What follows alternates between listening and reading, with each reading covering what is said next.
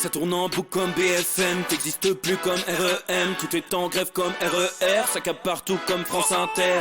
Faut pas croire tout ce qu'on dit à la télévision. Merci YouTube pour la liberté d'expression.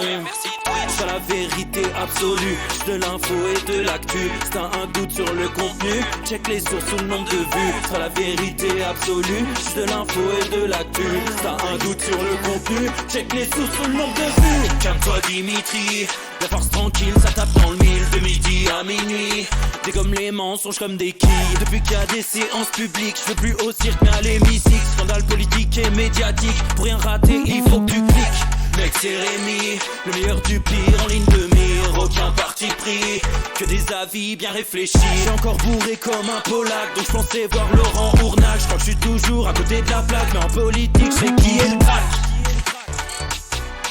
Ouais j'sais qui est le crack. Juste milieu. J'crois que j'sais qui est le crack. Ça lit des kilomètres de presse pour faire un résumé express. Ça charbonne comme un chinois avec la qualité d'un bavarois. On sera en retraite après notre mort, on sera bouffé par l'inflation. Dans le doute je vais voter Voldemort pour les prochaines élections. Passe de la country à la drill sans transition. C'est pas une bonne idée de me confier cette mission. Si t'aimes pas, dégoûte pas les autres. C'est pas moi qui le dis, moi je suis le roi des pauvres. Pour réfléchir j'ai qu'un euro, mais au moins je tomberai pas dans la fraude. Je le prononce Mittel, comme Angela Merkel. Désolé, je fais ce que je peux, je trouve ma répartie chez Lidl. Des enquêtes exceptionnelles, pas de langue de bois et de l'humour. La revue c'est juste mensuel, les vidéos c'est juste tous les jours. Ouais c'est juste tous les jours. Juste milieu. Regarde ça tous les jours. Juste milieu. Désolé pour mon manque de répartie. Je sais même pas ce que je débite.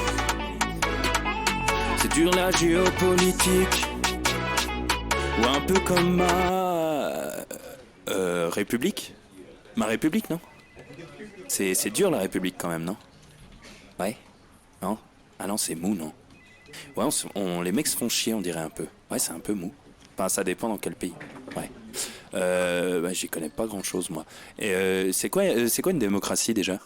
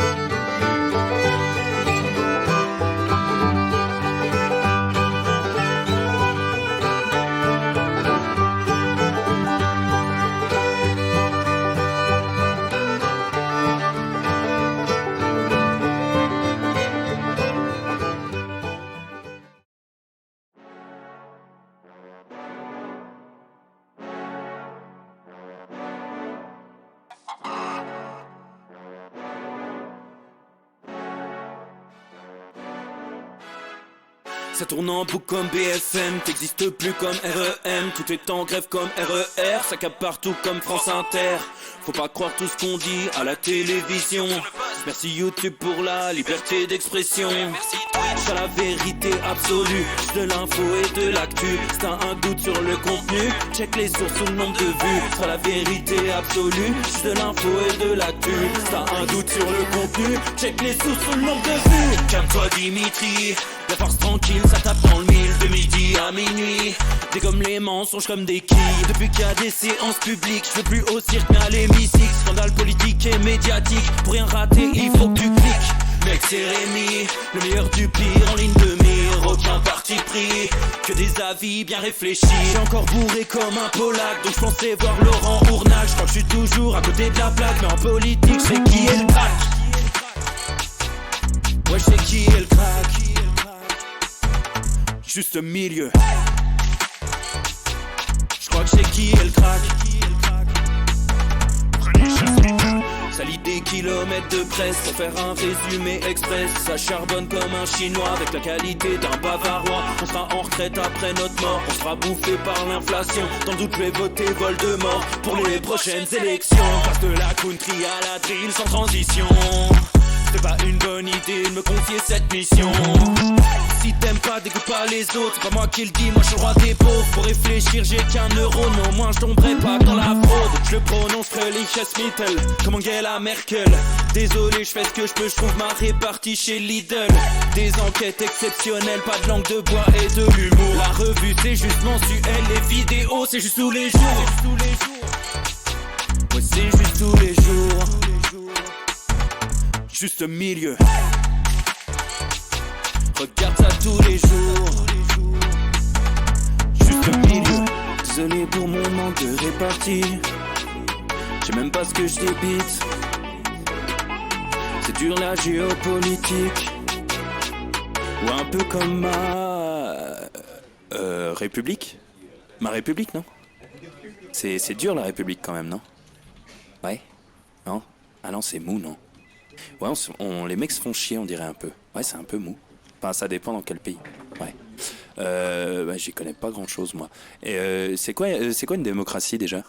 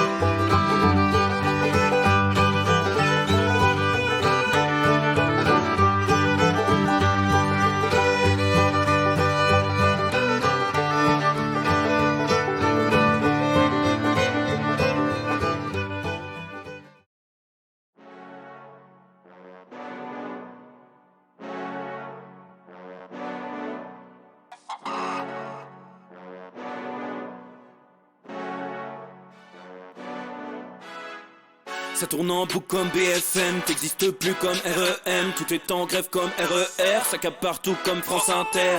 Faut pas croire tout ce qu'on dit à la télévision. Merci YouTube pour la liberté d'expression.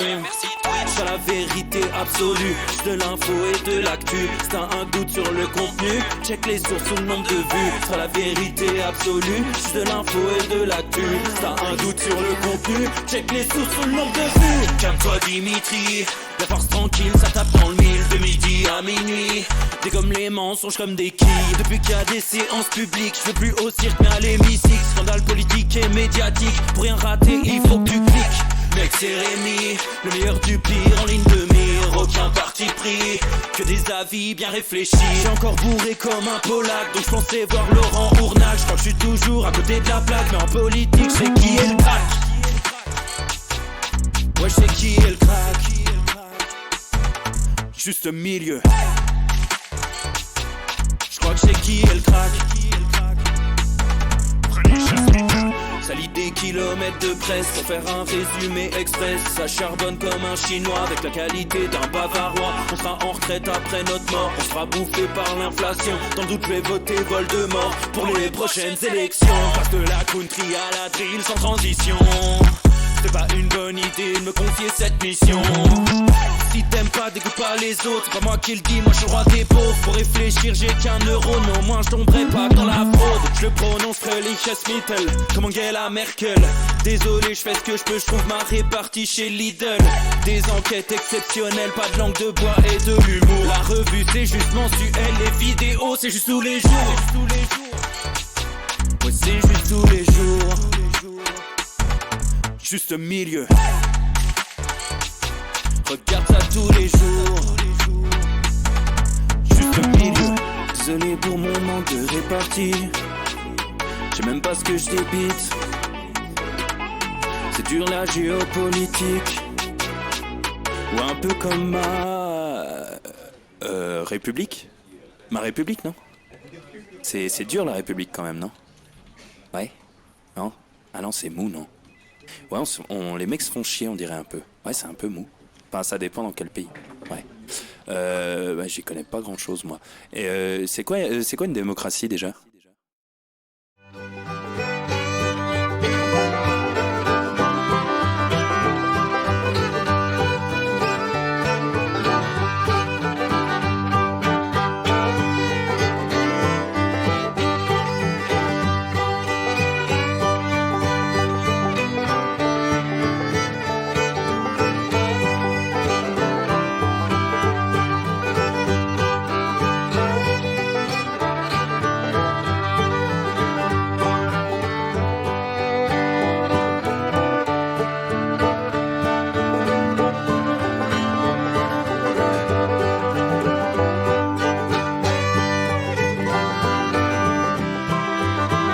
Messieurs, dames, bien le bonjour, chers amis, bonjour et bienvenue dans le Juste Bistrot. On se retrouve, on est mardi, ça fait plaisir, veille de farce tranquille, lendemain de lancement de la boîte noire, les amis.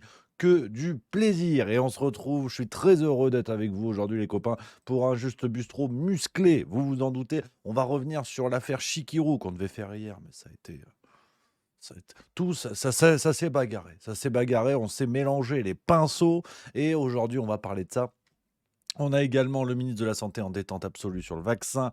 On a du pantouflage en détente du côté du cabinet d'Olivier Dussopt. On va parler porno et affaire Chikirou. Voilà, c'est pas la même chose, c'est pas lié. Voilà, porno, virgule, et affaire Chikirou. Voilà les copains, j'espère que ça va, vous êtes en forme. Ça, c'est le plus important, que vous avez la banane to take the banana. Merci à tous, je remercie mon Karim que j'embrasse, qui vient de sub 17e mois, 17e mois. Merci à toi, cher ami. Domi Bayonne, sub 10e mois, merci. Stealth 5, sub prime 8e mois, merci beaucoup. Et Toine76, sub 19e mois d'abonnement. Complètement dingue, les amis. Voilà, j'espère que vous, ça va, que voilà, on est ensemble, hein, on se rapproche de vendredi, France-Italie au rugby. J'ai écouté le Moscato Show hier, ils sont confiants, ils ont dit qu'on allait rouler sur les transalpins, c'est ce qu'on verra. Je suis pas si confiant, mais bon, écoute, c'est comme ça. Donc, aujourd'hui, on est ensemble, et en plus, voilà, vous inquiétez pas, on est ensemble jusqu'à 18h, peut-être un poil avant. Et à 18h, vous pourrez aller voir l'ami Alexis Poulain chez Idriss Aberkan, la belle rencontre. La belle rencontre, voilà, je sais que beaucoup vont aller enchaîner. C'est que du plaisir, on est tous ensemble, on se serre les coudes. Voilà, je crois qu'on peut le dire. Alors, on attaque gentiment dans les actualités du jour que je voulais traiter avec vous. Et surtout cette séquence, alors ça s'est passé, c'était ce week-end, la grande confrontation du côté de Livre Noir. Vous avez peut-être vu passer ça. Et j'en profite pour saluer, pour vraiment saluer et applaudir Georges Kuzmanovic. Alors vous le savez, on a déjà eu la chance de le recevoir sur Juste Milieu, d'avoir sa plume dans le banquet. Et Georges Kuzmanovic était l'un des débatteurs invités face à Éric Zemmour. Alors, il faut être très clair sur Livre Noir, donc vous connaissez sûrement cette chaîne YouTube, lancée peu avant les présidentielles. Et le projet s'était un petit peu pété la gueule. Mais là, il est revenu plein badin. Et notamment, je veux juste chercher ça.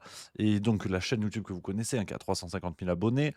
Et ils ont reçu le financement et le soutien d'un certain... Attendez, bougez pas que je retrouve ça. Voilà, c'est ça, c'est ça, c'est ça, c'est ça. Je vous montre.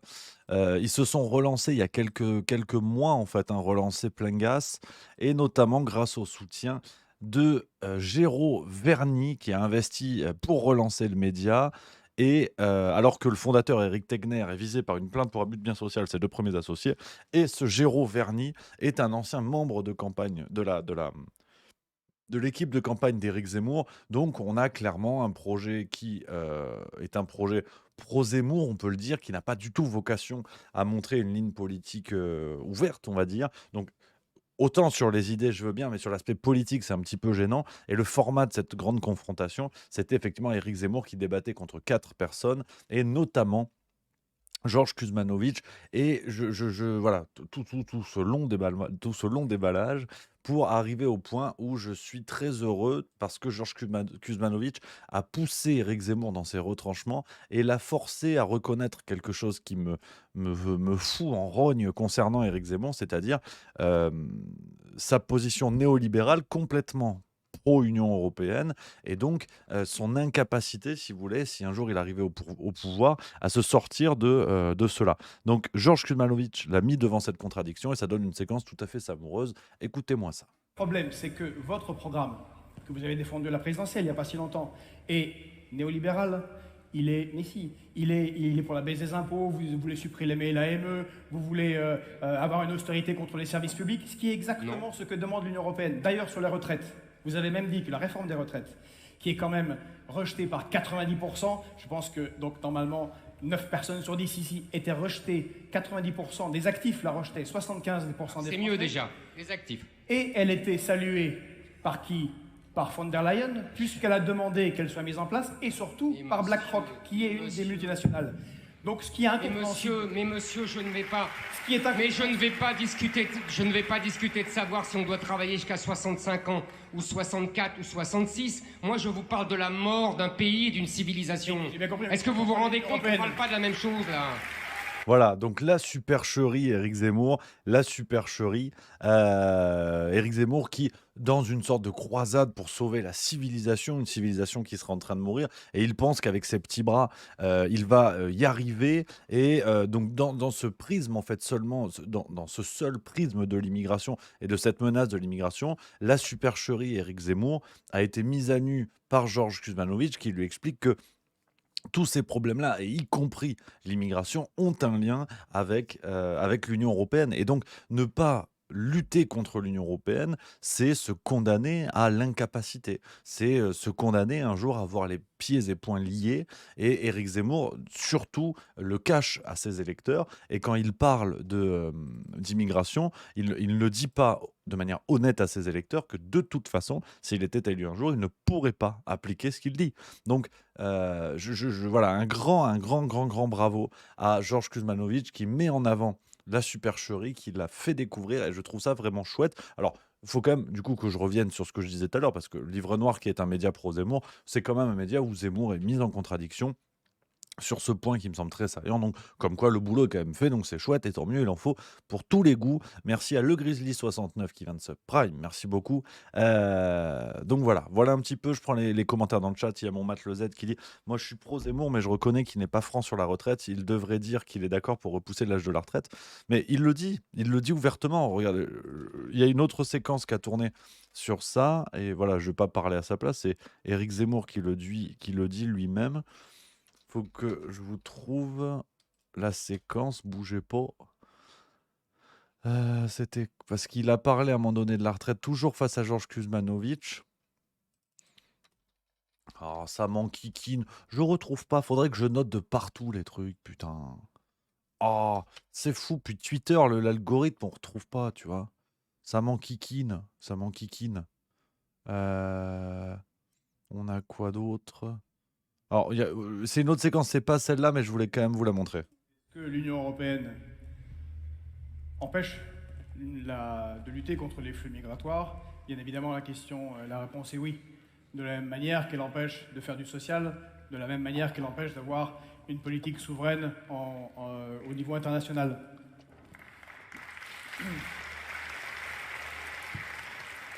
Là où on ne sera sûrement pas d'accord, c'est la cause. des crises migratoires. Parce qu'il faut savoir quelle est la cause des crises migratoires et comment, une fois qu'on a la cause, on sait comment lutter contre la crise migratoire. Or, je pense que l'Union européenne non seulement empêche de lutter contre les crises migratoires, mais est à la source des crises migratoires. Pourquoi ? Parce que l'Union européenne est un construit politique. Elle n'est pas sortie de la cuisse du Jupiter, elle n'est pas sortie de l'éther des idées. Ce sont des gens concrets qui l'ont construit, dont des Français, qui servent des intérêts particuliers. Et ces intérêts particuliers, ce sont ceux des multinationales et des institutions financières. Donc vous êtes d'ailleurs... Or, l'Union européenne est une machine à déréguler. Elle ne sert qu'à ça. Elle sert les intérêts de ces multinationales qui ne veulent pas de régulation. Elles ne veulent pas de régulation sociale, elles ne veulent pas de régulation migratoire, elles ne veulent surtout pas de régulation sur la finance. Oh, magnifique, voilà, magnifique hein, ce résumé de Georges Kuzmanovic. De toute façon, je vous avoue, les amis, ça me donne envie de regarder le débat en entier. Je crois qu'il est dispo sur la chaîne de Livre Noir. On va peut-être se faire ça demain, ce sera peut-être mieux pour voilà, saluer le boulot de Livre Noir sur cet événement qui était quand même assez chouette. Et je pense c'est vraiment un débat intéressant mais qui doit être pris dans l'ensemble. Donc, si ça vous dit, on fera ça demain. Je pense que je vais me le noter pour demain soir, qu'on regarde le débat en entier entre Éric Zemmour et Georges Kuzmanovic. On continue dans les sujets que je voulais traiter avec vous, pêle-mêle, avant de parler de l'affaire Chikirou, les copains. C'est Aurélien Rousseau, ministre de la Santé, en toute détente sur France Inter, alors que le retour de la campagne de vaccination se fait vraiment dans l'anonymat, c'est-à-dire que tout le monde s'en branle complètement. Et donc, il faut envoyer le ministre en première ligne pour dire, alors on n'est même plus dans le domaine de la sornette, on n'est plus dans le domaine de l'erreur, on est dans le mensonge d'État le plus pur. Je vous laisse écouter d'abord ce qu'il a dit, une séquence parmi d'autres, c'était sur France Inter ce matin, face à Léa Salamé, dont on salue une fois de plus la capacité à fermer sa gueule et à ne surtout pas venir chatouiller quelqu'un qui lui ment au visage. Mais bon, ça malheureusement, on est habitué. Mais franchement, si vous voulez, c'est le cocktail whisky, vodka, rhum, gin. C'est-à-dire qu'il y a tout, en fait. Il y a tout dedans dans cette déclaration. Il y a un ministère aux abois un gouvernement aux abois qui voit bien qu'il ne pourra pas écouler ses stocks et donc ça va être encore, enfin ça c'est au niveau de l'Union européenne mais ça revient au même, ça va être encore une quantité astronomique d'argent dilapidé. Vous avez un ministre de la Santé qui vous explique qu'il n'y a pas d'effet secondaire. Je reprends sa phrase, il n'y a pas d'effet secondaire. C'est-à-dire que vous prenez un putain de Doliprane, tu as une notice, on dirait la carte de Châteauroux en 1/2, tellement il y a d'effets secondaires et tellement les laboratoires se prémunissent contre les risques de poursuite en cas d'effet secondaire. Vous prenez un putain de Doliprane, c'est un truc de dingue. Et par contre, là, ça va. Là, il n'y a pas un effet secondaire. Il n'y a même pas quelqu'un, une fois, qui a eu le nez qui coule. Même pas. Bubule, nana. Donc tu te dis énorme trompette, énorme pompe à vélo. La vaccination, c'est le progrès. Je veux dire, on pourrait se le faire tatouer sur le cul, tellement c'est symbolique de l'époque. La vaccination, c'est le progrès. Et donc, si vous n'êtes pas vacciné, vous êtes des anti-progressistes. C'est le retour de la lampe à huile chez les Amish, comme nous disait Emmanuel Macron. Donc, complètement zinzin, je veux dire, à deux doigts de se mettre le slibard sur la gueule et d'expliquer que c'est une licorne. Je veux dire, Aurélien Rousseau dit ça, mais en toute tranquillité avec une Léa Salamé, si vous voulez. Au bout d'un moment, mettez un prompteur, en fait, ou mettez un miroir. Mais à quoi ça sert que l'on paye des journalistes sur le service public pour ce genre de travail? Je respecte le métier de journaliste, mais ils en sont la pire des insultes. Je veux dire, sincèrement, foutez-moi ça dehors. Je veux dire, que le mec déboule, il arrive, il lit son paplard et il dégage. Ça sert à quoi de mettre... Enfin, comment dire? Si vous voulez, Léa Salamé, plus je la vois, plus ça me fait penser à un puceau dans un gangbang. Tu n'en tireras rien, en fait. Ça sert à rien. Tu peux en mettre, hein, tu peux le mettre tous les soirs. Je veux dire, ça ne sert à rien. Le gars n'est pas là pour en mancher ou se faire en mancher. Ça sert à rien. Je veux dire. Et là, c'est pareil. On met des journalistes, mais ça a la saveur d'un verre d'eau, quoi. C'est une catastrophe. C'est vraiment une catastrophe parce que l'illusion ne marche pas. L'illusion ne marche pas. Et personne peut croire que... Attendez, je me suis pété un ongle. Personne peut croire qu'il y a un vrai travail journalistique en France. Et pourtant, en tout cas sur certains journalistes, une fois de plus, on ne va pas mettre tout le monde dans le même sac, mais mais ça en devient sidérant, quoi. Ça en devient sidérant et sincèrement, heu, ce niveau de déclaration de n'importe quoi. On rappelle quand même ce que disait le prédécesseur, hein, d'Aurélien Rousseau, le François Braun, qui nous disait: «Il faut tourner la page, il faut tourner la page». Il comparait quasiment, le Covid-19 à une grippette donc c'est complètement dingue et puis, il faut quand même rappeler aussi quelque chose, hein. Je vous mets la fiche Wikipédia sous les yeux. Aurélien Rousseau a une formation de professeur d'histoire-géographie, hein. Je vous lis son parcours. Un ancien élève de l'ENA, il a exercé plusieurs années à la ville de Paris, notamment au cabinet du maire de Paris, Bertrand Delanoë, de 2015 à 2017.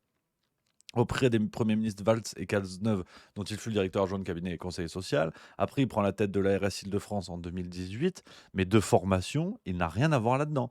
Heu, Après être passé par une Cagne, puis avoir obtenu une maîtrise en histoire, il échoue au concours de l'agrégation et réussit le CAPES d'histoire-géographie.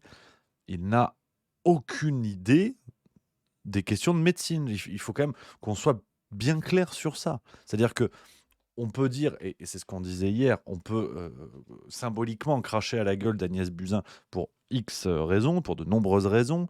Véran, pareil. Braun, pareil. Mais ils avaient au moins le mérite de savoir de quoi ils parlaient. Et c'est ce qui rendait d'ailleurs leur comportement encore plus scandaleux quand ils avaient une démarche tout sauf scientifique, à nier la science, à refuser, enfin, à vouloir imposer un consensus scientifique aux choses culs. Enfin, c'est complètement dingue. Au moins, ils avaient ce mérite-là. Mais là, le gars, il est professeur d'histoire-géographie, quoi. Donc, on retombe dans la bonne vanne de Coluche à l'époque. Le ministre de la Santé, il est même pas médecin. Ben, on y est. Et donc, ce gars-là, si vous voulez, son truc, c'est Charlemagne, Napoléon, Gengis Khan. Et il vient vous dire le vaccin, c'est le progrès. Mais énorme pelle à tarte, en fait. Si tu veux, le Covid-19, le gars, il a lu ça dans l'Express et Le Point, quoi. Il ne sait pas de quoi il parle. C'est un truc de fou. Franchement, c'est un truc de fou. Et dites-vous, parce que tout ça n'est pas derrière nous, hein, je veux dire, qu'on soit bien au clair là-dessus, dites-vous que si nous resservent la salade, ça va être ce monsieur qui sera aux manettes avec d'autres. Mais ça va être ce monsieur qui va prendre des décisions sanitaires. En toute impunité naturellement. Je veux dire, mais comment peut-on avoir confiance? Comment peut-on avoir confiance? Je veux dire, c'est complètement dingue, c'est vraiment complètement dingue et avec un niveau de «on s'en bat les couilles» qui est sidérant, quoi. Maintenant, ils te foutent des gars qui sont pas médecins aux manettes et voguent la galère. C'est dingue, c'est dingue. Donc voilà cette histoire-là que je voulais vous raconter. On continue dans les réjouissances parce qu'il y en a des belles aujourd'hui et direction le cabinet d'Olivier Dussopt avec un monsieur que vous ne connaissez pas, parce que personne ne le connaît, un certain Léo Roesch. On a pu lire ça sur le site Acteur Public, c'était aujourd'hui, enfin c'était hier, le 2 octobre, pardon. Euh, il quitte le cabinet d'Olivier Dussopt et rejoint AXA France. Alors, comme ça, tu sais, c'est comme le mercato dans les petits clubs de foot, on s'en branle. Ben non, en fait, parce qu'il était au cabinet d'Olivier Dussopt, ministre du Travail, et sous qui a été imposée la réforme des retraites. Et ce monsieur va pantoufler chez AXA, qui est l'une des plus grosses boîtes en lien avec les retraites complémentaires. Ça va, ça passe. La haute autorité pour l'éthique, la déontologie et la sodomie passive a dit c'est bon, ça va, c'est transparent, c'est bien, voilà. On dirait un string d'Affida Turner, c'est transparent, on peut y aller, c'est gagné, voilà. Et donc, c'est ce qu'on appelle la détente. C'est ce qu'on appelle la détente. Et pour continuer dans la détente, on balaye un petit peu les grands thèmes du jour. Heu, on va parler du porno. Alors je vais pas vous diffuser le Hall of Fame of Gangbang, mais parce que tu as des députés, Horizon qui s'en prennent au porno. Ouais, alors qui s'en prennent au porno. C'est une excuse, si tu veux, pour, te la mettre bien plus profond, mais à toi, qui n'es pas acteur. Au départ, tu es charpentier, tu es caissière, tu es urgentiste, tu es brancardier, tu es boulanger. C'est pas ton rôle de te faire farcir l'oignon. Ben là, si. Ils ont décidé que oui, parce qu'on apprend que blocage des sites porno, les députés Horizon veulent interdire les VPN sur smartphone.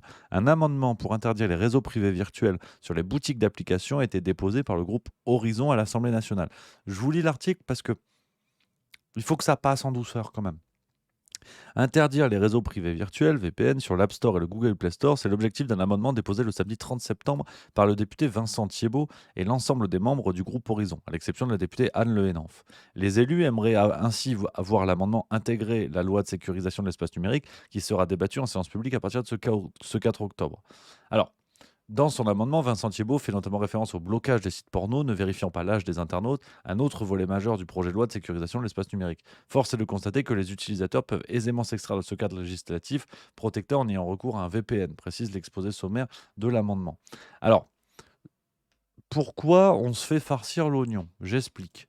Vous vous doutez bien que l'excuse du blocage du porno, qui est effectivement une menace terrible qui pèse notamment sur les mineurs, le lien avec le VPN, si vous voulez, Dimitri, 12 ans, qui va regarder du porno, je suis pas sûr que d'abord il installe un VPN sur son truc. C'est un immense prétexte pour faire la guerre aux libertés des citoyens sur internet, pour les restreindre toujours un peu plus, avec un véhicule législatif qui n'a rien à voir. L'interdiction des VPN, ça n'a rien à voir avec la lutte contre la pornographie chez les mineurs. Je veux dire, là, on parle si vraiment ce sujet-là les inquiétait, on n'en serait pas là, si vous voulez. Donc là, on utilise une loi de sécurisation de l'espace numérique pour un truc, on va lutter contre le porno des jeunes, je sais pas quoi. Enfin, ça n'a absolument rien à voir. C'est pas dans l'intention initiale. Et donc, on met tout à fait tranquillement, on le met tout à fait tranquillement à l'envers. Et c'est scandaleux. C'est purement scandaleux. C'est dingue, et c'est vraiment, c'est dans la panoplie de gouvernance d'Emmanuel Macron. C'est-à-dire que ce genre de comportement, euh, c'est symbolique, quoi. C'est symbolique, c'est ça. Voilà, c'est pas plus compliqué que ça. Donc on va vers tout ça, on va vers la fin de l'anonymat sur Internet. On va vers l'obligation d'adhérer à une identité numérique. C'est ce que disait, comment qui s'appelle celui-là? C'est Sacha Houlier, je crois. Ou non, Paul Midi. Paul Midi de la République En Marche, Renaissance, on ne sait plus, on s'en fout, qui est en charge, enfin l'un des co-rapporteurs de ce projet, et qui expliquait que voilà, il faut inciter les gens à comment dire, s'habituer à l'identité numérique. Donc c'est pas plus compliqué que ça en fait. C'est pas plus compliqué que ça à comprendre. C'est complètement fou. C'est complètement fou. Merci à mon Jarod du Sud qui vient de sub 6e mois. Voilà, ça c'est chouette. Ça c'est chouette. On va continuer avec le grand thème, les amis. On va continuer avec le grand thème. Alors, oui, c'est vrai, il y a Red Gab qui dit donnez votre avis à Agora et vous serez entendu. Je ne sais pas si vous avez vu passer ça. On se le remet, les amis, hier. Je l'ai mis hier, hein. On se le remet aujourd'hui. Je l'ai mis hier déjà. Vous savez, l'application du gouvernement, je veux dire, le gouvernement écoute tellement pas les Français qu'il fait une application à la con. Et hier, on a eu sur le compte officiel d'Olivier Véran, on le voit en train de faire un putain de micro-trottoir sur son application de merde. Vous êtes favorable à ce qu'on puisse voter par Internet? Complètement. S'adresser directement aux citoyens et établir un peu le lien. Écoutez, mais chaque communauté, même si c'est pas la majorité. S'il y avait une application qui vous permette de participer, vous pourriez la télécharger? Oui, totalement. L'idée, c'est que toutes les semaines, on puisse interroger les Français sur les sujets qui les préoccupent. Et vous pourrez aussi proposer des questions et vous aurez une réponse ensuite en vidéo du ministre. Le nom de l'application? Agora. On a fait simple. Merci. Qu'est-ce que tu veux dire à ça, quoi? Qu'est-ce que tu veux dire à ça? C'est le fond du seau de merde, quoi. C'est le fond du seau de merde. Avec des codes en plus, ça joue aux influenceurs et tout ça. Mais c'est à chialer. C'est à se taper le cul dans un barbecue. À peine éteint. À peine éteint. Donc, c'est complètement fou. Franchement, c'est complètement fou. Ils ont trouvé trois pains beige dans la rue à se demander si les gens n'ont pas été payés. Parce que je veux dire, tenir la face d'un Olivier Véran qui vient vous vendre sa nouvelle application comme une pute du bois de Boulogne qui tente de vous cacher qu'elle a de l'herpès vaginal, c'est terrible. C'est terrible. C'est terrible. Ça me fout le cul en larmes, quoi. C'est vraiment, c'est hallucinant. C'est hallucinant. Et combien ça a coûté encore cette merde? Vous allez voir que, j'en fais la prédiction, dans 2 mois, on va apprendre qu'il y a eu un appel d'offres qui a été complètement bidonné, comme d'habitude. Comme d'habitude. C'est dingo, c'est dingo. Et c'est tout le temps pareil. Je vous parie l'apéro que dans 1 mois, on apprend qu'il y a eu des dingueries sur l'appel d'offres, sur tout ça. Ça rend fou, ça rend fou. Je vous jure, moi, je sais, je sais pas où on va tomber. Je sais pas. Je sais pas quand est-ce que ça s'arrête. Franchement, j'ai plus d'idées. Là, je sèche. Je sèche. Donc, c'est zinzin, mais c'est la vie, c'est comme ça. Les copains, on va continuer avec le grand thème du jour. Le grand thème du jour, je vous l'avais promis, Sofia Chikirou. Alors, qu'est-ce que c'est que cette affaire? On va reprendre dans l'ordre. Et elle est remise au goût du jour avec un documentaire, un épisode de complément d'enquête qui lui est consacré. Ce sera ce soir à 23h, si je dis pas de conneries. Et ça parle du personnage Sofia Chikirou. Alors, je vais vous retrouver la bande-d'annonce de l'émission qui explique un petit peu le pourquoi du comment, the why of who, of je sais pas quoi. On se met la bande-d'annonce pour être dans le contexte et après, on continue gentiment de creuser cette histoire.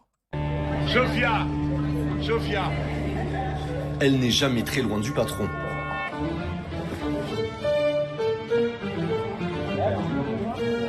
Son visage ne vous dit peut-être pas grand-chose.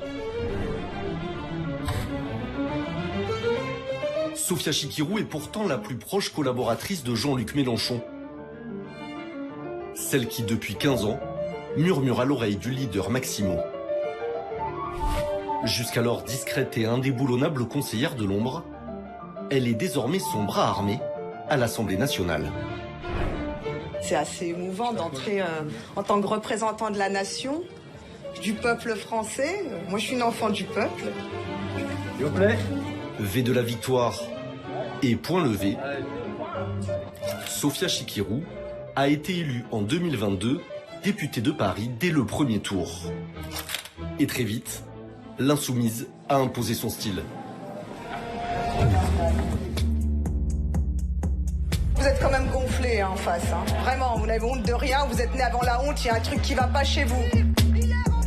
Depuis plus d'1 an, elle multiplie les invectives sur les bancs de l'Assemblée. En plein débat sur la réforme des retraites, Sofia Chikirou attaque frontalement la chef du gouvernement. Ce ne sont pas les mots d'une première ministre, ce sont les mots d'un bourreau.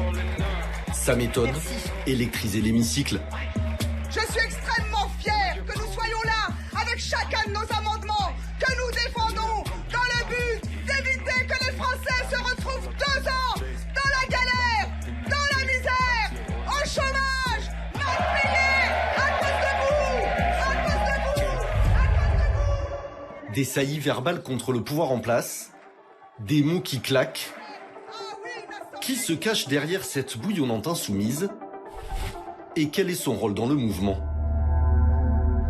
Voilà, donc c'est ce soir à 23h. Alors, je vais tout de suite mettre des warnings, des avertissements, parce que je sais que mes copains de la France Insoumise vont pas être d'accord. Vous connaissez maintenant les prudences que je prends. Pour moi, je peux plus blairer les têtes d'affiche de la France Insoumise, et cette dame en fait bien évidemment partie. Et j'ai déjà vu Blueby 3, fidèle parmi les fidèles, qui me dit oui, c'est un contre-feu, il faudrait même pas en parler.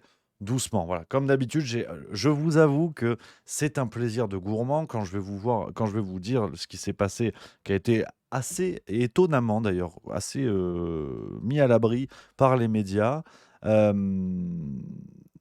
qu'on vienne m'expliquer que c'est un contre-feu, qu'il n'y a pas de problème. C'est toujours pareil avec les têtes d'affiche de la France Insoumise. Les mecs pourraient enculer des chiens sur la place publique, qu'on expliquerait, oui, mais quand même, le chien, il a fait waf.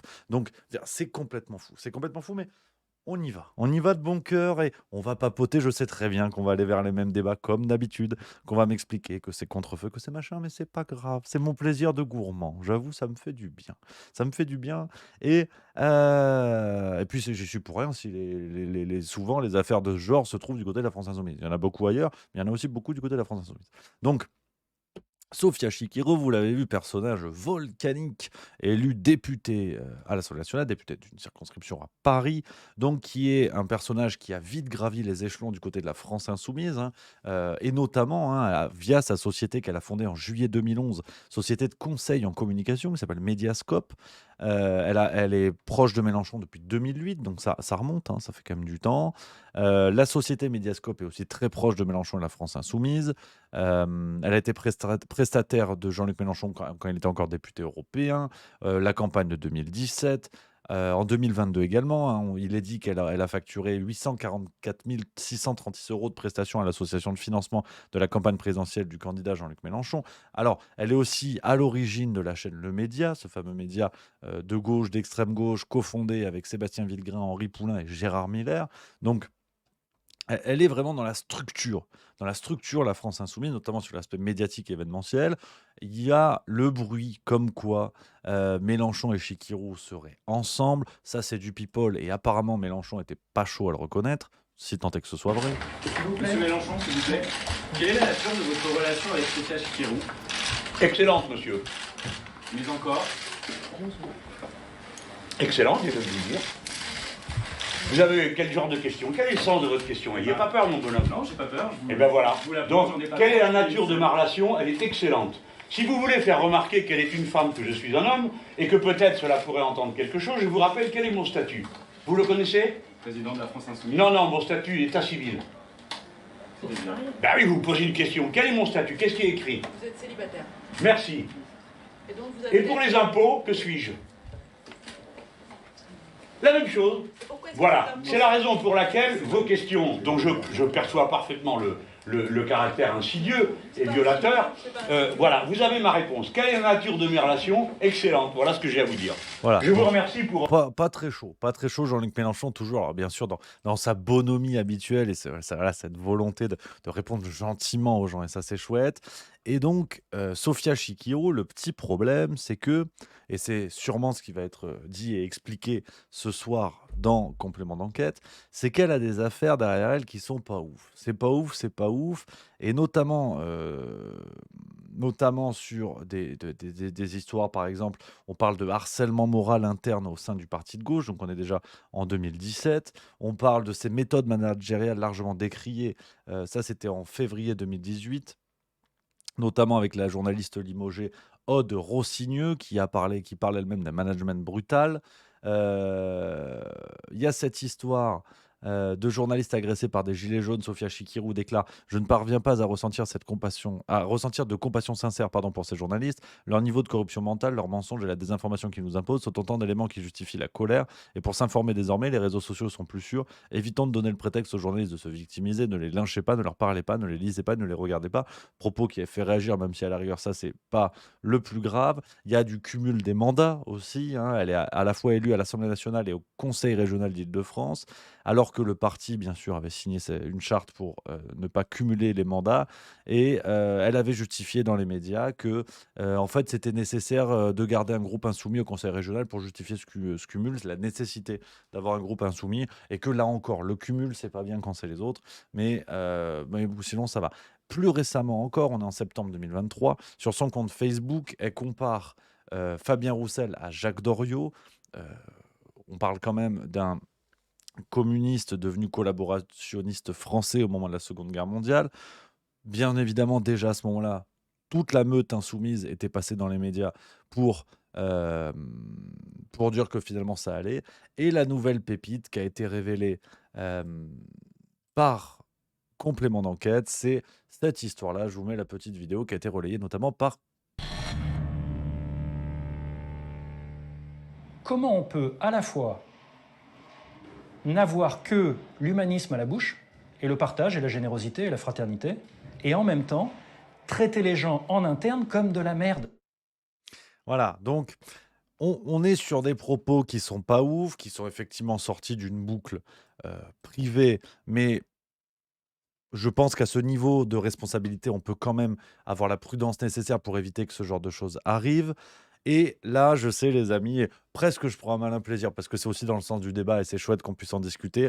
Mais je sais que vous allez m'expliquer que, bien évidemment, il n'y a pas de problème, que tout va bien. Je vois déjà les messages, hein, comme d'habitude. Hein, je vois l'ami Rimkus qui dit: incroyable de faire un torrent sur cette meuf alors qu'il n'y a que dalle, vous êtes incroyable. Il y a toujours que dalle. Il y a toujours que dalle. Katnins, il y avait que dalle.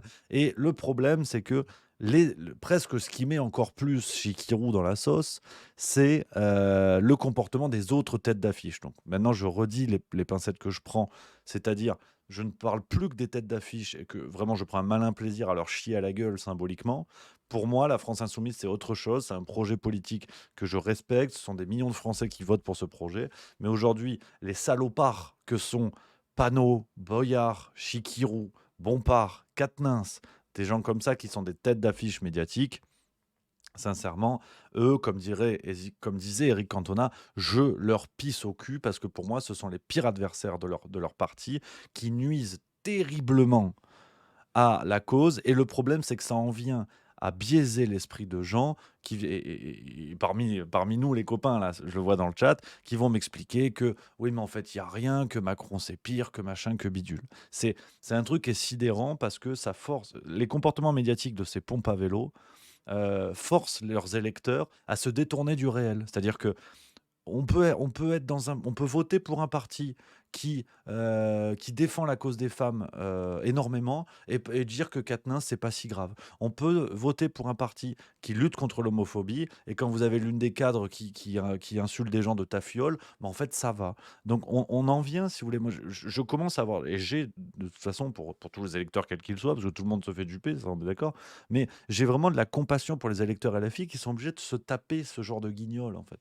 Parce que regardez ce que va dire Mathilde Panot sur cette histoire chez Bourdin, avec de la logique de com, mais qui devient sidérante. C'est pas un délit l'homophobie. Madame Sophia Chikirou, est-ce que c'est un délit l'homophobie? écoutez, ce n'est pas à quelqu'un apparemment qu'elle dit ça, mais je n'en sais pas plus que vous. Et je vais vous dire. C'est pas Madame quelqu'un, Sophia elle le dit, elle le pense. Cette bande de tafioles. Oui, allez-y.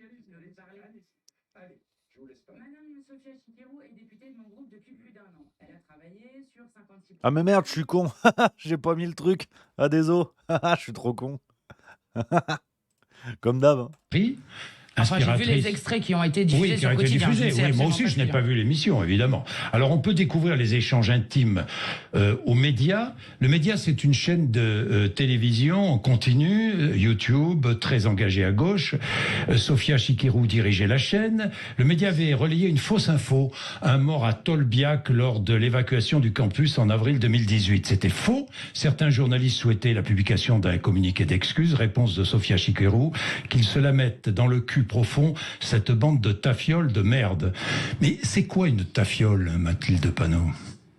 Alors, je ne sais pas. Il faudra voir avec Sophia Chikirou si ce qu'elle dit sur ses messages. Tafiole. Mais alors, je vais aller au bout de ce que vous voulez me dire. Allez-y au bout. Parce que je vous pose la question. Oui, c'est quoi une tafiole? Tafiole a une connotation homophobe. C'est un mot homophobe. Oui. Et je vais vous dire. C'est pas un délit, l'homophobie? Madame Sophia Chikirou. Est-ce que c'est un délit, l'homophobie? Écoutez, ce n'est pas à quelqu'un apparemment qu'elle dit ça, mais je n'en sais pas plus que vous. Je vais vous dire. Mais c'est pas Madame quelqu'un, Sophia mais elle le dit. Chikirou. Elle le pense. Cette bande de tafioles. Oui, allez-y. Allez, je vous laisse parler. Madame Sophia Chikirou est députée de mon groupe depuis plus d'un an. Elle a travaillé sur 56 propositions de loi, notamment sur les violences obstétricales et sur certains sujets. Eh bien, je vais vous dire, depuis plus d'un an que Madame Sophia Chikirou est membre de mon groupe, députée de mon groupe, il n'y a jamais eu un propos homophobe de la part de Madame Chikirou ou de n'importe qui. Mais si ce du propos groupe. Il n'y a pas d'homophobie dans mon groupe, propos, Monsieur Bourdin. j'attends de voir l'émission. Donc, une négation complète du réel. Alors, pour être tout à fait clair, Bourdin qui donne des leçons de morale, c'est tout aussi savoureux. Quelqu'un qui s'était fait lourder de son ancien poste sur BFM, parce que justement, il y avait plusieurs comment dire, je ne sais pas si c'était allé au niveau des plaintes, mais en tout cas, il y avait plusieurs accusations de harcèlement, de choses comme ça. Donc, qu'on soit bien d'accord, c'est dire où on en est. Hein. C'est-à-dire que les excréments s'en prennent au caca. Donc, c'est quand même... Voilà. Mais c'est un peu lourd à digérer. Mais pour dire où on en est, c'est-à-dire qu'aujourd'hui, ces têtes d'affiche médiatiques de la France insoumise sont de bien piètres pompiers qui passent leur temps à allumer des incendies et en éteindre d'autres qui les concernent. C'est sidérant. Franchement, c'est sidérant. Et c'est ça qui me rend fou. C'est que je conçois bien qu'il y a des affaires partout, qu'il y a des problèmes partout, qu'il y a des salauds dans tous les partis, vous le savez. Je pense qu'on ne peut pas me faire ce procès-là sur juste milieu. Vous savez que j'en mets dans la gueule à tout le monde. Après, comme je le dis souvent, le rythme dans l'actualité fait que je suis les affaires, je suis le rythme des affaires. Et si ça tombe plus souvent sur la France insoumise, j'y suis pour rien. Mais par contre, quand je fais les épisodes de La Farce tranquille, je pense pas qu'on puisse venir me dire que je tape que sur la France insoumise. Je pense qu'on est d'accord là-dessus. Mais là, ça devient, c'est ce qu'on disait tout à l'heure, ça devient complètement dingue. Je ne sais pas ce que vous en pensez, les copains dans le chat qui votent pour Mélenchon, qui se sentent proches de la France Insoumise, des idées de la France Insoumise. Je ne sais pas ce que vous en pensez par rapport à tout ça, en fait. Mais aujourd'hui, je crois que la France Insoumise ne pourra survivre sans, enfin, le mot est fort, mais sans un nettoyage de ces gens-là. C'est-à-dire que de dégager ces gens-là qui ne sont là qui ne sont que dans l'appareillage médiatique et dans la démonstration permanente d'une action qui n'est pas la leur. Et de toute façon, comment peut-on les prendre au sérieux ? Je suis désolé, mais pour moi, c'est comme les Républicains, si vous voulez, qui font voter des animaux de compagnie. Ça sort dans la presse et on considère encore que ces gens sont sérieux. C'est complètement dingue. Pour moi, la France Insoumise, c'est pareil. L'affaire Quatennens aurait dû les mettre hors jeu. Hors jeu, point. Tous ceux qui ont soutenu Quatennens, ça dégage. Ils auraient dû être hors jeu. Il aurait dû être viré de l'Assemblée nationale. C'est évident, c'est évident. Donc, moi, ça me rend dingue. Et pendant ce temps, si vous voulez, parce que c'est toujours la même chose. Après, on va me dire, ouais, mais tu tapes pas sur l'extrême droite, par exemple. Mais ce qu'il faut se dire, c'est que, calmez-vous, je sais que certains vont peut-être bondir, mais Mathilde Panot, Boyard et compagnie, sont les meilleurs alliés du RN. Parce que pendant qu'ils font leur guignolerie et qu'ils n'assument pas la morale qu'ils exigent des autres, pardon. C'est-à-dire, Quatennens, tu le dégages après ce qu'il a fait. Chikirou, tu le dégages. Tu la dégages. Tous ceux qui ont des Boyard, tu le dégages. Il y a eu quand même cette histoire où le mec se riait d'un suicide d'un jeune qui traînait autour d'eux. Et dans une boucle de messages, là encore, il y avait des trucs qui avaient fuité, qui étaient sidérants. On en reparlera un jour. Mais ces gens-là, comment tu peux, après, quand on arrive aux élections présidentielles, dire « Oh, l'extrême droite est quand même bien devant ». Forcément. L'extrême droite, enfin, le RN est quand même de pire en pire. Ils en sont réduits, si vous voulez, à faire un good cop, bad cop, Le Pen, Bardella. Je veux dire, on dirait la tante et son jeune fils beau gosse qui sort de la muscu. Oui, enfin, je veux dire, ils n'ont plus de ligne politique, il n'y a plus de colonne vertébrale, il n'y a plus rien. Les mecs sont prêts à sucer l'Union européenne façon Mélanie et ils l'assument complètement. Ils te disent ouvertement que la réforme des retraites, ils auraient peut-être fait plus que Macron. Enfin, c'est un niveau politique qui est plus faible que jamais. Et pourtant, ça grimpe. Mais vous croyez que ça grimpe pourquoi ? Est-ce que sincèrement, même si le projet LFI, clairement, est solide et intéressant, propose pour le coup quelque chose de nouveau, mais comment voulez-vous voter pour ça ? Pour qu'on ait ce genre de gens-là au gouvernement ? Pour qu'il y ait des panneaux, des boyards et compagnie au gouvernement ? Mais c'est complètement fou. Donc bien sûr que les gens se détournent et bien sûr que l'extrême droite ne fait plus peur parce que l'un des autres problèmes de la France insoumise et plus largement de la gauche, c'est aussi d'avoir trop joué avec cet épouvantail de l'extrême droite. Tout devient d'extrême droite. C'était quoi ? C'était le CRIF envoie un tir à Mélenchon. Mélenchon les qualifie d'extrême droite. Quand tout devient d'extrême droite, ça ne fait plus peur. Ça ne fait plus peur. C'est au contraire la France insoumise qui s'isole, qui devient isolationniste dans sa position. Donc c'est la France insoumise qui devient ce parti qu'on regarde un petit peu bizarrement et duquel tout le monde se détourne. Parce que forcément, tout est d'extrême droite. Je veux dire, Mélenchon, je suis sûr qu'il marche sur son lacet défait. Le lacet, ça devient Hitler. Ça devient sidérant. Ça devient sidérant. Et donc, on se retrouve avec ce genre d'affaires. Je l'ai vu dans le chat et je suis complètement d'accord. Le timing est dégueulasse parce que c'est au moment où la chaîne Le Média lance sa chaîne TV. C'est dire d'ailleurs à quel point en France le climat est dur contre l'extrême gauche. Ils ont quand même un moyen pour faire une chaîne TV, enfin qu'on soit bien d'accord. On est d'accord que le timing de complément d'enquête est complètement opportuniste et dégueulasse en lien avec ça. Ça, je suis 1000 fois d'accord. Mais au bout d'un moment, j'en ai plein le cul qu'on vienne m'expliquer que ces gars-là sont sérieux. Je veux dire, quand tu as du Quatennens dans ton parti et que t'as des gens qui l'ont défendu. Le mec a laté la gueule de sa femme, je sais pas si on se rend compte, et à plusieurs reprises.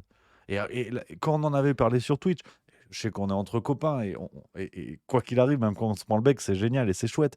Je veux dire, quand on était venu m'expliquer que oui, mais selon les articles, ils avaient dit qu'ils l'avaient tapé plusieurs fois, alors qu'en fait, c'était qu'une fois. Mais on est à quel niveau de négation du réel, sincèrement, les copains ? C'est un truc de fou. Et là, Chikirou, on vient me dire quoi ? Ouais, mais bon, ce sont des boucles de messages privés. Il faut rigoler ou quoi ? Enfin, c'est complètement dingue. Et en plus, quand on voit cet aéropage de membres médiatiques de la France insoumise qui vient mettre le couvercle, vous avez eu Bompard aussi. L'explication de Bompard, elle est sidérante. Alors lui, c'est clairement. Oui, puis je vois Bamevla qui me parle d'enquête interne. Non, mais effectivement, on pourrait remonter toutes les histoires. En plus, c'est dingue. Je veux dire, les trucs d'enquête interne, les affaires Tahabouafs, les affaires Coquerel et compagnie. C'est un truc de fou. Je veux dire, franchement, même cette histoire de boucle privée, moi je veux bien, mais les amis, honnêtement, même enfin, dans mon quotidien, même avec des groupes de potes ou quoi, je peux faire des vannes vaseuses que de toute façon je fais sur YouTube, mais bien sûr que t'écris pas ça. Il n'y a même pas besoin d'être une personnalité publique. Dans tous les cas, c'est un risque, ça peut fuiter. Tu peux t'en prendre dans la gueule. Je veux dire, évidemment, tu vois, évidemment. Donc, ça me rend fou, quoi. Ça me rend fou. Et, et on voit tous les types qui déboulent et qui viennent en plus couvrir Chikirou et expliquer que finalement machin, finalement bidule. C'est un truc de fou. Mais pour moi, les pires, parce que eux, ils ont touché au rugby, alors eux, qu'ils aillent se faire cuire le cul, ça reste quand même Thomas Porte sur l'histoire de Bastien Chalureau. À lui, c'est celui qui m'a mis le plus en rogne, cet immense pompe à vélo qui essaie de faire du buzz là-dessus. Lui, il m'avait vraiment énervé. Je le dis, lui, il m'avait vraiment gonflé. Et voilà, c'est dit.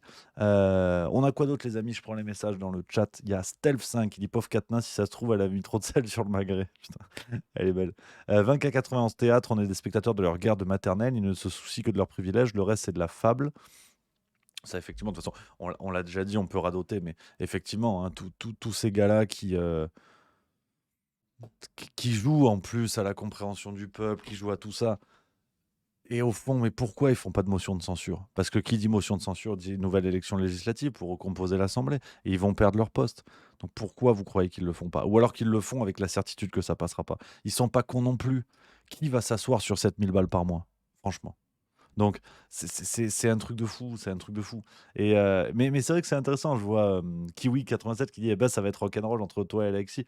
Et j'essaie de lui tendre des perches par moment dans les alertes générales. Mais j'aimerais beaucoup un jour. Je pense que je lui proposerai, je l'inviterai sur la chaîne, Alexis, pour qu'on en parle franchement. Pour qu'on en parle franchement. Et je pense que c'est l'idée. C'est l'idée que même si on n'est pas d'accord, je pense qu'il y a beaucoup de choses à apprendre, à discuter.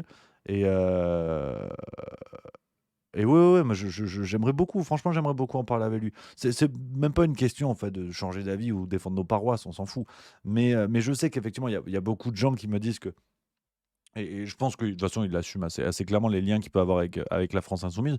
Mais au contraire, enfin, qu'on soit bien d'accord, je suis pas en train de vous dire que c'est n'importe quoi. Il faut surtout pas des gens qui votent à LFI. Au contraire, en fait. Au contraire. Je parle juste de ces personnalités médiatiques qui, qui en usent et abusent, on va dire. Donc ouais, non, ça me rend zinzin. Ça me rend zinzin, tout ça. Ce sketch permanent. C'est comme ça, quoi. C'est comme ça. Faut bricoler, hein, faut faire avec. Faut faire avec. Donc, Népal qui dit mais il veut voter pour qui, Rémi, si c'est pas pour un guignol? Effectivement, là, on est d'accord que aujourd'hui, la scène est compliquée. Mais moi, je vous le dis, on en avait déjà parlé, je vous l'ai déjà dit. Pour moi, le problème, c'est que à chaque fois, à chaque élection présidentielle, on retombe dans le même piège de rejeter, qu'on le veuille ou non, hein, de rejeter les candidats qui pourraient secouer le cocotier. Je te dis pas que ça changerait tout. Mais moi, j'en ai marre qu'on se foute de la gueule des. Quoique, bon, Philippe Poutou, c'est mort parce que pour moi, on a vu récemment qu'il voulait se rapprocher de la NUPES. Donc, ça pour moi, c'est bubule. Mais, parce que la NUPES aussi, énorme escroquerie d'ailleurs. Pour finir sur la page insoumise, je vais pas faire non plus 8 heures là-dessus, mais pour finir sur la page insoumise, la NUPES était une immense enculerie des électeurs pour prendre le pognon aux législatives et en plus pour une fois les élections passées, en fait, que ce soit un toboggan, la France insoumise, et ceux qui braillaient contre Mélenchon se faisaient dégager. C'est sidérant ce qu'ils ont fait avec la NUPES. Franchement, c'est une tromperie industrielle du peuple. Je suis vraiment étonné qu'il n'ait pas perdu beaucoup d'électeurs à cause de ça. Et puis, de toute façon, soyons clairs, la France insoumise va vers la destruction. Malheureusement, je ne vois pas d'autre issue. Après Mélenchon, on dirait que après Mélenchon, il n'y a plus rien, quoi. Il passe pas la main. Enfin bref, c'est autre chose. Déjà, ça m'énerve. Donc, ce que je disais, c'est qu'aux élections présidentielles, ce qui me fait chier, c'est que comment dire, à chaque fois, tu as des candidats qui pourraient peut-être secouer le cocotier. Et puis, tu sais, même s'il y a une certaine tendresse, on dit ouais, ouais, non, mais à lui, ce serait rigolo, mais non, mais bon, c'est pas sérieux, tu vois. Comme si c'était pas sérieux. Les gars ont été exclus quand même du débat avant le premier tour en 2022. C'est complètement dingue. Il faut secouer le cocotier. Alors, effectivement, beaucoup parlent d'Asselineau. Je suis complètement d'accord. Mais il faut aller au bout du truc, il faut aller au bout du truc, et que nous-mêmes, on s'en détourne pas, et qu'on arrête de tomber dans les putains de pièges parce que enfin, le piège classique qui est aujourd'hui dirigé contre Marine Le Pen, mais ils le feront si un jour c'est Jean-Luc Mélenchon ou un candidat d'extrême gauche ou de gauche, tu sais, ressortir le truc, les extrêmes, les machins. Fabien Roussel, aujourd'hui, il le porte au nu. Je veux dire, c'est le nouveau génie de la politique, il est génial, tout le monde l'applaudit. Vous inquiétez pas que s'il arrive à l'entre-deux-tours en 2027, ils vont vous expliquer que finalement c'était Staline. Donc, ça rend zinzin, ça rend vraiment zinzin, mais c'est comme ça, il faut pas tomber dans ce piège, c'est trop facile et je crois franchement que euh, on a moyen de bricoler autre chose, donc on verra un petit peu ce que ça va donner. Et Rome Menton 57 qui dit après le RN est muet, ne fait rien, attend son tour comme Mélanie, il lâchera les pompes à l'UE. Je suis complètement d'accord, c'est ce qu'on disait tout à l'heure, je suis complètement d'accord. Et Népal qui dit Roussel est aimé à droite, oui, il vient grappiller, mais Roussel c'est quoi, je veux dire. Fabien Roussel, honnêtement, heureusement qu'il a le nom Parti communiste au-dessus de sa tête, sinon personne n'y croit. Personne n'y croit. Il n'y a aucune radicalité chez Fabien Roussel. Je veux dire, quand le mec, comment dire, il y a quelques semaines, quand il disait oui, il faut manifester, il faut envahir les préfectures. Tu sais, on dirait le mec, ça me fait vraiment penser, on a tous eu ça dans nos classes à l'école. Le mec qui te dit ouais, la règle, c'est que si le prof est pas là et qu'il a plus de 10 minutes de retard, bah, le cours est annulé, on peut s'en aller, tu vois. Le prof arrive au bout de 20 minutes, le mec est toujours là, il attend, tu vois, il attend sagement, alors que 2 secondes avant, c'était Che Guevara. Je veux dire, c'est un truc de dingue. Roussel, en plus, on le sait, qui se rapproche de Darmanin, il y a beaucoup de discussions entre eux, ils s'entendent plutôt bien. Je veux dire, c'est une immense pompe à vélo qui, lui, en plus, chie. Enfin, sur l'histoire du communisme, ça reste quand même pour moi un grand mystère que le national-socialisme a été complètement mis dans les poubelles de l'histoire et que par contre le communisme, tout va bien et qu'on ait un parti communiste en France. Je vous avoue que de toute façon, ça reste un grand mystère pour moi. Parce que pour moi, les deux seraient à la poubelle, qu'on soit bien d'accord. Au vu du nombre de morts, si tu veux, c'est pas un match, mais bon. Mais par contre, Roussel, toujours dans le secteur, il est là, est presque en train de nous inventer le communisme de droite. Alors ça là, fallait oser, tu vois. C'est la levrette Bluetooth, tu as des trucs, tu conceptualises pas le bordel en fait. Et Roussel, il te fait croire à ça. Donc voilà un petit peu les amis. 17h35, on est dans les clous. On va faire ce que je voulais faire demain. On va regarder le débat Éric Zemmour contre Georges Kuzmanovic. Parce qu'en fait, c'est relativement court, hein. Ça dure environ 15 minutes. Donc on sera parfait, on sera dans les clous. C'est parfait les amis. Si ça vous va ou sinon on le fait demain. Dites-moi dans le chat, vous dites soit maintenant en majuscule, soit demain en majuscule. Dites comme vous voulez, on peut faire aussi demain. Tout est possible, c'est le jeu de la vie, hein. Non, mais je crois qu'on va faire maintenant, c'est un quart d'heure, comme ça demain on passera à autre chose. Il y a force tranquille et tout. On va se farcir ça maintenant. Ça dure 12-13 minutes, les amis. Voilà, il y a une majorité de maintenant, donc c'est gagné. Et Blue Bibi 3 qui dit tu parles de Vauquier quand on en parle dans la force tranquille demain. C'est dans le script, pas de problème.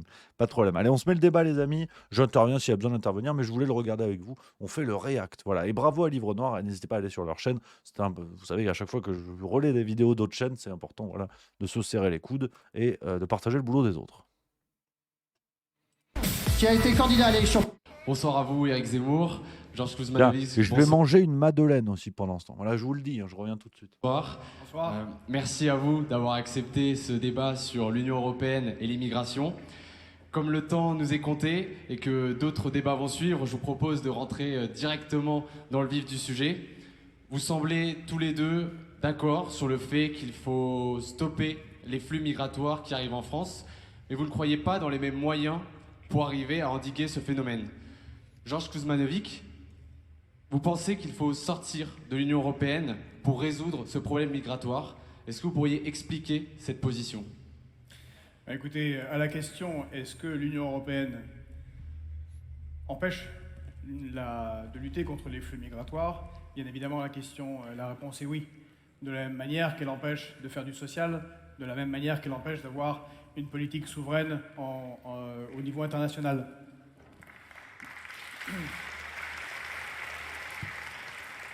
Là où on ne sera sûrement pas d'accord, c'est la cause des crises migratoires. Parce qu'il faut savoir quelle est la cause des crises migratoires et comment, une fois qu'on a la cause, on sait comment lutter contre la crise migratoire. Or, je pense que l'Union européenne non seulement empêche de lutter contre les crises migratoires, mais est à la source des crises migratoires. Pourquoi ? Parce que l'Union européenne est un construit politique. Elle n'est pas sortie de la cuisse de Jupiter, elle n'est pas sortie de l'éther des idées. Ce sont des gens concrets qui l'ont construit, dont des Français, qui servent des intérêts particuliers. Et ces intérêts particuliers, ce sont ceux des multinationales et des institutions financières. Donc vous êtes d'ailleurs... Or, l'Union européenne est une machine à déréguler. Elle ne sert qu'à ça. Elle sert les intérêts de ces multinationales qui ne veulent pas de régulation. Elles ne veulent pas de régulation sociale, elles ne veulent pas de régulation migratoire, elles ne veulent surtout pas de régulation sur la finance. Or, c'est là qu'on a, je pense, un désaccord. Ce qui me semble, il n'y a pas très longtemps, en avril 2023, dans un débat dans Valeurs Actuelles avec Michel Onfray, vous aviez dit que lutter contre les effets de Maastricht était un combat d'arrière-garde. Or, si on ne lutte pas contre l'Union européenne, eh bien, on ne peut rien faire, que ce soit le social, ce qui est, je pense, le plus important avant de lutter contre la question migratoire, ou lutter contre les flux migratoires. Or, merci, monsieur Kuzanovic. Il va falloir que Éric Zemmour puisse répondre. J'ai compris en plus ce que vous avez dit. D'abord, je voulais remercier tous les gens qui sont là. Puisque je vais enchaîner plusieurs confrontations, donc je voulais d'abord saluer le public qui va m'accompagner un peu longtemps. Puis, vous dire que, rentrons directement dans le vif du sujet. Vous savez, il y a longtemps que je critique, que je conteste les effets de la construction européenne, de l'Union européenne. Ça fait 30 ans que dans mes livres, dans mes interventions télévisées, etc. Donc, on ne se disputera pas sur les effets négatifs de l'Union européenne. Je sais très bien qu'en plus, les Français sont victimes de ce que j'appelle moi le syndrome de Victor Hugo, c'est-à-dire l'idéalisme fou qui fait sacrifier ses propres intérêts à une construction chimérique. Maintenant, par rapport à vous, j'ai pas mal de désaccords, effectivement. Je vais vous dire exactement pourquoi. À vous entendre, j'ai l'impression d'entendre les curés du XVIIe siècle avec le diable. L'Union européenne est parée de tous les artifices. Ça, c'est une technique quand même qui est assez classique dans les débats chez Zemmour.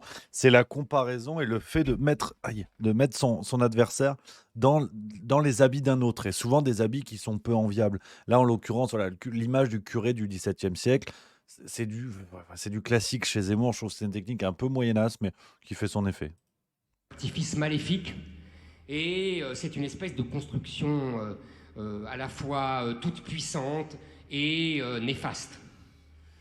C'est malheureusement beaucoup plus médiocre que tout ça. Par ailleurs, moi je vais vous dire quelque chose. Je suis convaincu qu'il y a un chemin pour arrêter les flux migratoires, en tout cas pour la France, sans sortir de l'Union européenne. Voilà. Je dirais énorme mensonge. CF.Meloni. Que je suis convaincu désormais avec le Brexit qu'il n'est pas suffisant de sortir de l'Union européenne pour ne pas être accablé de centaines de milliers d'immigrants supplémentaires. Encore plus que quand l'Angleterre et la Grande-Bretagne étaient dans l'Union européenne. Enfin, je vais vous dire quelque chose qui nous différencie peut-être, ce que j'ai compris au fur et à mesure des années. Moi, je ne veux pas me servir de l'immigration et de son impopularité pour abattre l'Union européenne. Ce n'est pas mon objet. Mon objet, c'est de sauver la France du grand remplacement et de la disparition. Et je dirais même au-delà. Vous savez combien je me sens profondément français, mais même si j'ai beaucoup de choses à reprocher aux Allemands, je n'ai pas du tout envie que Berlin devienne une ville turque. Je n'ai pas non plus, même si j'ai beaucoup plus d'affection pour les Italiens, Si mes désaccords avec eux sont superficiels, je veux que Rome reste Rome. Et même si je n'ai pas... Il retombe sur ces grands classiques, c'est pas du tout le sujet. C'est vraiment hallucinant. C'est vraiment hallucinant. Il balaye la question de l'Union européenne d'un revers de main, comme si c'était un détail de l'histoire, comme dirait l'autre. Et puis il revient sur ton truc que Berlin soit pas une ville turque. Mais c'est pas le putain de sujet, quoi. Honnêtement, je trouve qu'il est d'une faiblesse, Zemmour, quand on le prend sur ce point-là. De toute façon, c'était sûr et certain. C'est la première fois que je le vois aussi bien matérialisé. Donc vraiment un immense coup de chapeau à Georges Kuzmanovic. En plus, je suis content, j'ai son numéro, je lui enverrai un petit message. Tiens. Beaucoup d'affection et d'admiration pour la ville de Bruxelles. Je n'ai pas du tout envie qu'on ne mange que des kebabs et j'ai envie qu'à Bruxelles, on continue à manger des moules frites pendant encore 100 ans. Donc, si vous voulez, c'est ça le sujet pour moi. Mais pour moi, chacun son sujet. Pour moi, c'est ça le sujet. Donc, en vérité, il y a une civilisation européenne. Il y a une civilisation européenne. Il faut la défendre. En tout cas, moi, je veux la défendre. Et ce n'est pas n'importe quoi. Maintenant, deuxième chose, sur l'Europe. Non, parce que vous avez dit c'est l'Europe qui est la cause des mouvements migratoires. Je ne savais pas que c'était Madame van der Leyen qui avait provoqué la naissance de 2 milliards d'Africains en un siècle. Mais c'est n'importe quoi. Mais il est sérieux. C'est n'importe quoi. Là, par contre, c'est d'une faiblesse. Mais en plus d'étirer le truc en disant je ne savais pas que c'était van der Leyen qui avait fait naître 2 milliards d'Africains. Mais n'importe quoi, gros. Putain, ça rend fou qu'il soit aussi faible quand tu le prends là-dessus, c'était sûr. Doué quand même, il faut reconnaître, mais je ne savais pas. Georges Kuzmanovic, vous avez la parole. Alors, von der Leyen est très très douée. D'ailleurs, je rappelle... Là, c'est un appétit dantesque. L'Union européenne a signé des accords de partenariat économique avec les pays ACP, Afrique, Caraïbes, Pacifique. Ce sont des contrats, ce sont des traités de libre-échange qui mettent en concurrence déloyale les productions européennes avec les productions locales. Ils ne peuvent pas tenir. Je connais suffisamment l'Afrique de l'Ouest pour savoir que quand vous mettez sans protectionnisme des pays qui sont attaqués par nos productions, vous faites des pauvres qui vont dans les bidonvilles qui après... Ce ne sont pas les pauvres. Attendez. Le problème, et je vous dis, enfin, vous savez à quoi vous me faites penser vous faites penser à ce qu'a dit Bossuet. Dieu se rit des hommes qui déplorent les effets, les mots dont ils chérissent les causes. Moi, je connais. Or, le problème, c'est que votre programme, que vous avez défendu à la présidentielle il n'y a pas si longtemps, est néolibéral. Il est pour la baisse des impôts, vous voulez supprimer l'AME, vous voulez avoir une austérité contre les services publics, ce qui est exactement ce que demande l'Union européenne. D'ailleurs, sur les retraites, vous avez même dit que la réforme des retraites, qui est quand même rejetée par 90%, je pense que, donc, normalement, 9 personnes sur 10 ici étaient rejetées, 90% des actifs la rejetaient, 75% des Français. C'est mieux déjà, les actifs. Et elle était saluée par qui ? Par von der Leyen, puisqu'elle a demandé qu'elle soit mise en place, et surtout par BlackRock, qui est une des multinationales. Donc, ce qui est incompréhensible... Mais monsieur, je ne vais pas... Mais je ne vais pas discuter de savoir si on doit travailler jusqu'à 65 ans, ou 64, ou 66. Moi, je vous parle de la mort d'un pays et d'une civilisation. Toujours pareil, ce retour à ce qui est pour lui la question centrale, mais qui l'aveugle complètement sur le reste. Et malheureusement, quand on connaît le niveau de Zemmour, c'est un aveuglement volontaire et il le fait exprès. Est-ce que vous vous rendez compte qu'on ne parle pas de la même chose, là? Non, mais là, vous n'êtes pas dans le même registre. Moi, je vais vous dire, monsieur. Alors, la civilisation française, c'est celle du Conseil national de la Résistance. Non, écoutez. C'est celle qui a fait les services avec le Conseil national de la Résistance. On sortait de la Seconde Guerre mondiale. Arrêtez. Bon, voilà. Écoutez, sortez de la Seconde Guerre mondiale venant d'un Zemmour qui cite De Gaulle tous les 4 matins. Enfin, tous les jours. C'est hallucinant. C'est hallucinant qu'il se dédise à ce point-là. Je découvre avec vous le débat, les amis, et j'avoue que je suis assez abasourdi quand même. Sérieusement. Parce que là, vous êtes gentil, mais vous dérivez complètement. Moi, ce que je veux, c'est... Il y a aujourd'hui 500 000 entrées légales. Entrées légales. Vous sortez de l'Union européenne. D'accord. Est-ce que ça arrête les 500 000 entrées légales? La réponse est non. Est-ce que ça arrête les regroupements familiales? 100 000. La réponse est non. Est-ce que ça arrête les étudiants 100 000? La réponse est non. Vous ferez quoi? Non, mais je vous réponds. Je pose une question et je vous réponds. C'est ce qu'on appelle un procédé rhétorique. Enfin, en plus, il le prend pour un abruti. Ça, franchement, c'est moyenasse. Pour quelqu'un qui évite comme ça, c'est moyenasse. On sort de Schengen. Très bien. Je serais ravi. D'ailleurs, vous remarquerez que déjà, la frontière est bloquée depuis 2015. Donc Schengen, en vérité, n'est plus en action, si j'ose dire. Qu'est-ce que ça change? Est-ce que vous croyez vraiment que notre première frontière, vous savez très bien que c'est l'aéroport de Roissy, est-ce que ça empêche le moindre étranger de venir? Non. Après, on sort de l'Union européenne. On n'a plus la jurisprudence de la Cour de justice des Unions européennes. Très bien, j'en serai fort aise. Le problème, c'est qu'on a toujours le Conseil constitutionnel et le Conseil d'État qui ont exactement la même jurisprudence. On est bien d'accord, et ça a les mêmes intérêts. Mais à ce moment-là, c'est moi qui... C'est pas une question d'intérêt, c'est une question d'idéologie, monsieur. Mais non. Mais c'est marrant, comme vous êtes marxiste, mais comme j'ai rarement vu, quoi. Mais du tout. Mais écoutez, mais attendez, il n'y a pas que les intérêts dans la vie, il y a l'idéologie aussi. Oui, mais vous concéderez que sur les 30 dernières années, les plus grandes fortunes ont été multipliées par 5 en France et que les 500 familles détiennent 45% du PIB. Quel rapport avec... Ils ont intérêt à l'immigration. D'ailleurs, il me semble que vous l'avez dit plusieurs fois. Mais monsieur, vous avez un siècle de retard. Vous croyez que Bernard Arnault, il a intérêt à l'immigration, mais il s'en fout. Il fait fabriquer en Chine ou en Turquie. Là, ça, c'est le moment. J'avais vu cet extrait-là. Zemmour disait absolument le contraire contre Clémentine Autain il y a quelques années, quand il lui expliquait que l'extrême gauche était l'idiot utile du capitalisme parce qu'elle faisait venir une main-d'œuvre à bas coût, enfin à bas prix, pour justement peser sur les marchés de l'emploi et peser et tirer les salaires à la baisse. Zemmour disait exactement l'inverse. Là, c'est vraiment la première fois que je le vois aussi bien se dédire et tomber dans la politique politicienne, de ne pas assumer son idéologie. C'est sidérant. Et puis Bernard Arnault qui fabrique en Chine, quand on connaît les marques de luxe, très peu dans l'empire de Bernard Arnault se fabrique en Chine. C'est vraiment du mensonge et c'est très étonnant de la part de Zemmour. C'est la première fois honnêtement que je le vois être autant en contradiction avec lui-même. Mais qu'est-ce qu'il en a à faire de votre immigration? Mais vous croyez encore sous Karl Marx en 1840, vous? Il n'a pas intérêt au protectionnisme, comme l'Union européenne. Quel rapport? Et le rapport, c'est que le protectionnisme protège les gens qui sont ici, qui s'appellent Corinne ou Fatima ou Kader. Voilà. Mais oui, le voilà, cher monsieur. Protège on y vient. Français, quel qu'il soit. Et l'autre chose, monsieur, c'est que je vois bien vos amis, monsieur Salvini, madame Giorgia Meloni.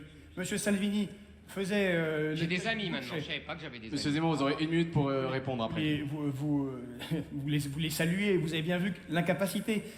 On a dit, Giorgia Meloni, la fasciste, elle voulait lutter contre l'UE, pouvoir réindustrialiser, lutter contre l'immigration. Qu'est-ce qui s'est passé? Elle va à la Commission européenne, j'aurai 1 minute pour répondre, et elle se retrouve je vous répète, pieds et poings liés, elle ne peut rien faire.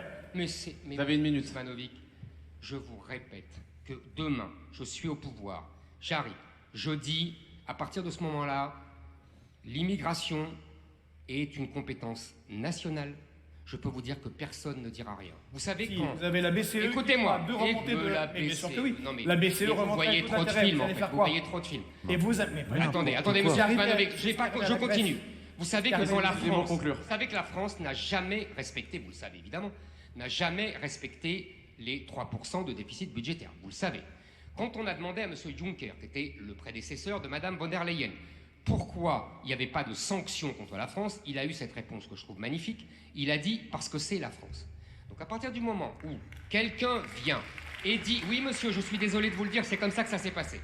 À partir du moment où quelqu'un vient et dit « je suis la France » et je vais, moi, supprimer les seuls motifs nationaux, monsieur Kuzmagovic. En 1975, ce n'est pas l'Union européenne qui nous a obligés à faire le regroupement familial. Oui. Ce n'est pas l'Union européenne qui a obligé le Conseil d'État à faire l'arrêt Gisti qui empêchait l'expulsion et l'arrêt du regroupement familial.